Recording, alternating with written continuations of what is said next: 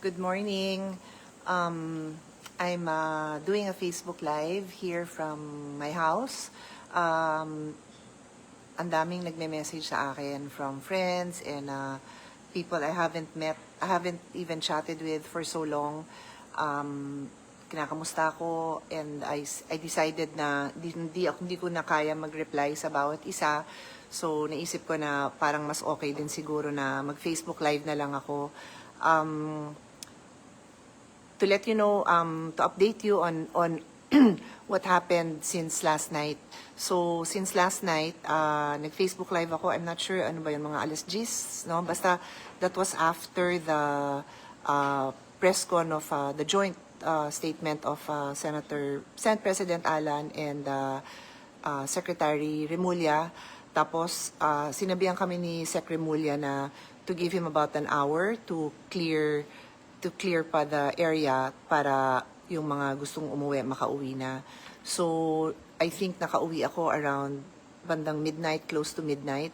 I think most of the senators left at that time. Di ko lang sure kung lahat nakauwi at that time. Pero ako, I decided to umuwi dahil yung mga anak ko, alalang-alala din. And then yung staff ko rin na ayaw naman ako iwanan. Pag hindi ako umalis, hindi rin sila aalis. So, I wanna thank, of course, my Chief of Staff, DG, and si Cherry, si Claire, sila, yung mga babae na lang babanggitin ko kasi yung mga lalaki, bahala na kayo sa... I'm just kidding. Thank you to the staff. And I'm not the only one who had staff that stayed on. I wanna reiterate how much danger we felt that we were in. And when I looked at the footage, never ako nakakita ng videos during when that entire thing was happening. Because we were in the moment. Like I said, nagtatawag kami dun sa mga kakilala naming officials. I also just saw the video of my brother na nanawagan siya na we are under attack, we don't know what's happening. And I only saw some of the videos when I got home, mga 1:30 in the morning, 2 o'clock. So, ibang-iba yung perspective na nakita ko yung mga media na bigla na lang nagkaputukan doon. And I'm really glad, yung media ng Senate, marami doon kakilala namin for 10 years, 15 years more. And I'm just really glad. I know people take it for granted. May jokes pa nga na wala namang nasaktan. I mean, how dare people would even say na wala namang nasaktan eh. My God, these are human beings. They have families. And if you watch the footage, everybody was scared. Walang joke yun. So ako talaga, I think, I can't take it for granted na talagang safe lahat ang tao from the Senate staff, from the janitors to the elevator person, like nandun sila yung nandun sa labas. Nagkataon lang, I will repeat for those who didn't see my live last night, and I welcome you to see it, it's there. Kaming new majority, we were in the office of the Senate President, which happens to be on the second floor kasi yun yung office ni Senator Alan before he became Senate President. Kasi nga may caucus kami on the bills, or not the bills, well, yes, the important pending bills, but the chairmanships of the different committees, and then also on the impeachment process. I mentioned this in my FB Live yesterday, and that's why we were there meeting, and then the Deputy Secretary came to tell us that the impeachment complaint was on the way. So that was happening nung nagkaroon ng putukan. So like I said, with what I experienced inside the office, kasi by the time na lumabas ako, wala nang putukan.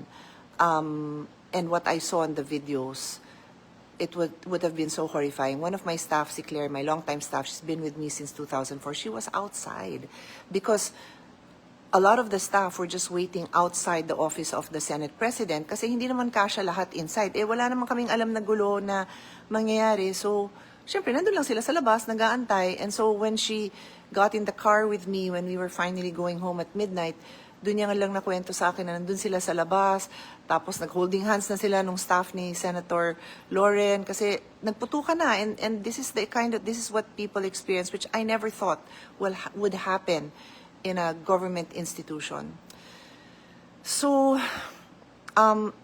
basically, I just want to manifest my gratefulness to God that everybody was safe. Like I always say, I'm a mom, I'm a daughter, I have a mom na nag-aalala, and in fact, nung umaga, hindi ko pala siya nasabihan na nakauwi na ako, so nagme-message siya dun sa group na did Pia get home? Did Alan get home? Because she's a mother, and I can just imagine so many other mothers, fathers, daughters, husband, wife felt the same way, and join me in saying a prayer of gratefulness that people were safe. So I don't know what's going on, what's happening next. So I will also be staying tuned. Really, the purpose for this was to respond to many well-wishers who genuinely were just messaging and checking how I am and how expressing their concern for what we went through. Yeah, I think that's it for now. Again, thank you dun sa Senate Security for keeping us safe. If you weren't there, it's hard to really imagine what it was like. But if you just watch the videos, that's how dangerous the situation was here. Thank you to Secretary Vince for responding to my call, to my messages, and to Secretary Remulla. Sila po ang masasabi kong, and of course, PNP under DILG was also there, na naging responsive dun sa concerns namin na we had no idea what was going on, and we were, being attacked, hearing all those gunshots going on, and our staff just being right there. So thank you for your concern and for doing your job.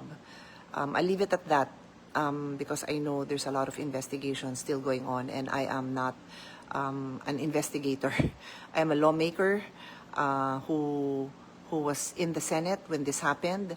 I think there were around 12 of us there. So all of us those of us there had a similar experience because we were mostly together, and our staff. So again, thank you sa mga nag-abala sa amin, sa mga nag-message, sa mga nagdasal kahit hindi kayo nag-message. Thank you. It is truly appreciated. I never ever experienced anything like this. I'm not a violent person. I am against violence. Never ako humawak ng barel.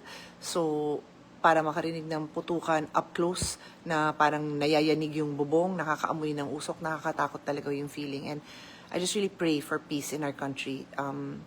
We deserve better. We all deserve better. And I commit that I will do my part in making this a better country. Mag-pray po tayong lahat. God bless you.